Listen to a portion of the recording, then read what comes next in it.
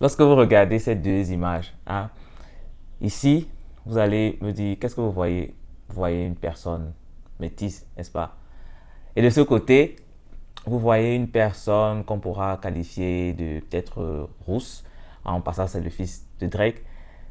Ah, les noirs souffrent. Est-ce que vous savez que ces personnes sont aussi appelées mulâtres? Vous avez sûrement déjà entendu ce terme. Et cette personne peut être appelée chabine. Je vous explique. Les personnes nées d'un métissage sont généralement qualifiées de métisses, sans mêler, carteron, carteronne, mulâtre, mulâtresse, chabin, chabine. Aujourd'hui, je voudrais qu'on s'attarde sur les termes mulâtre et chabin parce qu'il y a beaucoup de choses à dire à ce sujet et cela pourra peut-être contribuer à déconstruire les mentalités et pouvoir comprendre les expressions que nous utilisons au jour le jour. On dit d'une personne qu'elle est mulâtre lorsqu'elle est née d'un parent noir et d'un autre parent blanc. Jusque-là, tout va bien. Mais pour mieux comprendre ce terme, il faut rentrer dans son étymologie. Mulâtre vient de mulatto en espagnol, qui signifie mulet. Pour ceux qui ne savent pas, le mulet, c'est un animal qui est né du croisement entre l'âne et la jument. Donc, cela vous dit déjà quelque chose, ringing a bell, right?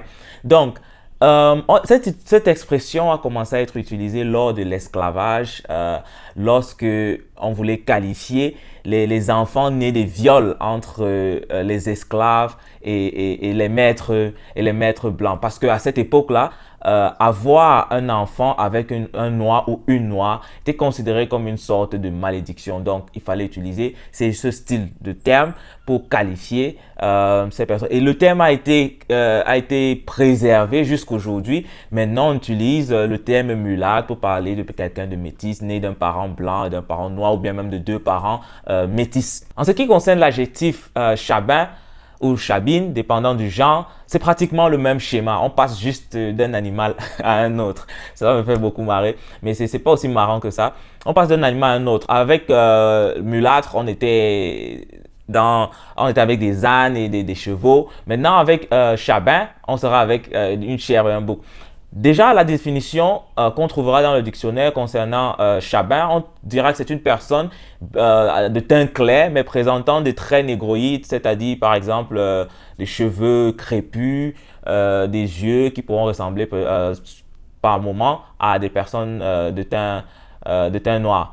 Ça, c'est la définition qu'on trouve dans le dictionnaire. Mais lorsqu'on rentre dans l'histoire de ce terme également, on se rend compte que le mot chabin a été utilisé pour parler d'un animal hybride né d'un bouc et d'une brebis ou d'une autre variété de moutons. Et c'est là aussi dû au fait que la fourrure de cet animal-là était due et très assimilée aux cheveux crépus des personnes noires. Maintenant, vous savez tout sur ces termes. Allez-vous encore les utiliser? Libre à vous. Au moins, vous ne direz pas que vous ne saviez pas. C'était là le sujet du jour. Dites-moi ce que vous en pensez en commentaire. N'oubliez pas de partager et de vous abonner afin de ne manquer aucune de mes vidéos. Portez-vous bien. Peace.